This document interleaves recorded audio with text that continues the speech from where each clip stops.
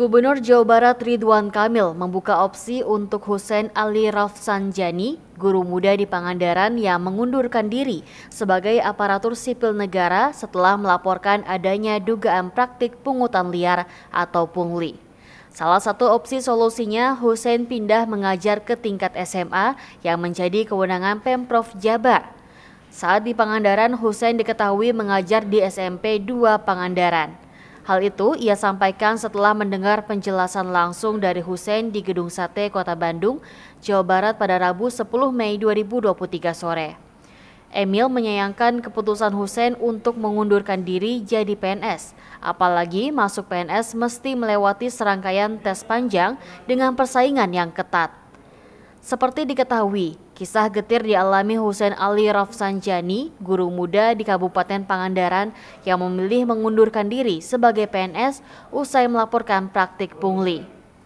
Kejadian bermula pada 2020 saat Hussein yang baru menerima surat tugas sebagai PNS di Kabupaten Pangandaran harus mengikuti latihan dasar di Kota Bandung.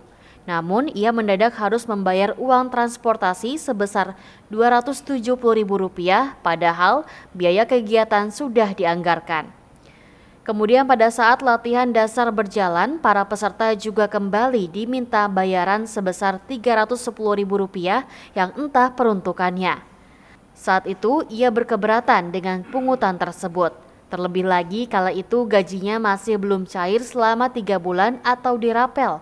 Bahkan ia sempat memperlihatkan isi rekeningnya yang pas-pasan untuk kebutuhan hidup.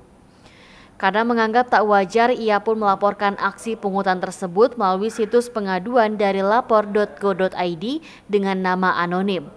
Laporan Hussein pun sempat ramai jadi perbincangan para pegawai di Kabupaten Pangandaran. Karena informasi laporannya sudah tersebar, Hussein pun mengakui tentang laporannya. Alasannya, ia tak ingin melibatkan dan merugikan pegawai lain. Hussein lalu mendapat surat pemanggilan dan menjalani proses sidang di Gedung Badan Kepegawaian dan Pengembangan Sumber Daya Manusia Kabupaten Pangandaran. Ia mengaku diinterogasi oleh sekitar 12 orang pegawai.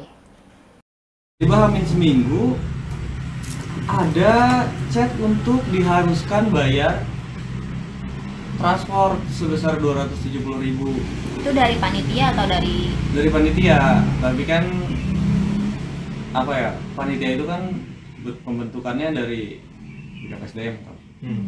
Nggak mungkin panitia berdiri sendiri nggak ada yang nunjuk toh. Makanya saya menyayangkan kok bisa nggak tahu sih ada bayar transport Rp270.000. Bulan apa berarti? Itu bulan Oktober 2021. Ini saya baru berani bicara ke sosial media karena saya pikir saya udah bukan bagian dari Pangandaran. Makanya saya bicara terus kayak rasanya beban di sayanya lumayan gitu. Saya kan udah 1 tahun nih keluar dari Pangandaran, tapi kok surat pemecatan atau surat pengunduran dirinya nggak ada gitu, nggak diproses gitu. Padahal saya berharap saya keluar dari Pangandaran sesuai omongan mereka, saya bisa dipecat akan laporan saya tersebut. Ya udah, itu pecat aja gitu. Toh saya mumpung masih muda, waktu itu masih umur 25, saya masih bisa survive gitu. Kerjaan kan rata-rata umur 25-27 nih umur Arjen ya. Udah susah banget tuh nyari kerjaan umur 25-27 kan. Sekarang alasan untuk memundurkan diri sendiri apa sebetulnya? Karena ketidaknyamanan dan rasa tidak aman di Kabupaten Pangandaran. Apa yang bikin nggak nyaman dan aman?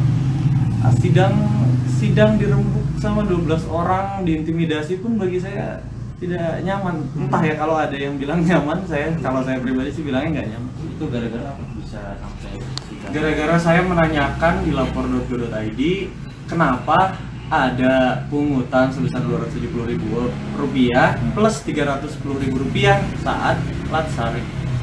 Saya mempertanyakan hal tersebut.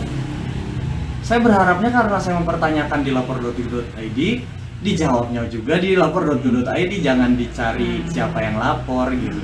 saat laporan itu anonim atau gimana? Anonim. Anonim, pasti anonim. Cari aman kan. Itu diintimidasinya sendiri oleh siapa berarti?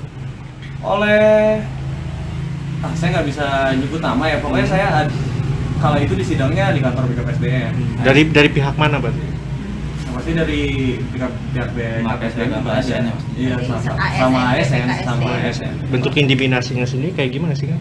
Ya itu misalnya saya lagi menerangkan terus tiba-tiba ada celetukan jangan sejago katanya, terus udah ikutin aja, nggak usah banyak nanya.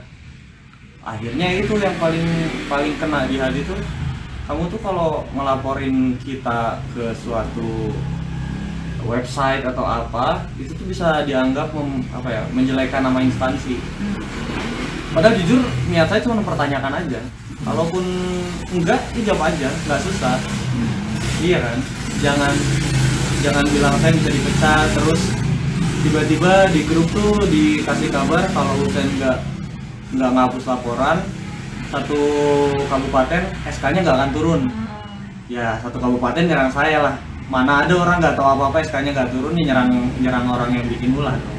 Tapi bagi saya itu bukan ulah lah. Nah waktu ngelapor di itu kan Oktober 2021, dapat ini Oktober 2021. Iya. Ngelapor juga 15 Oktober 2021 kalau nggak salah sekitar itu. Nah pas di sidang dapat intimidasi itu kapan? Itu Oktober November ya? November. Oh sebulan. Iya, pokoknya latsar kan 2 minggu.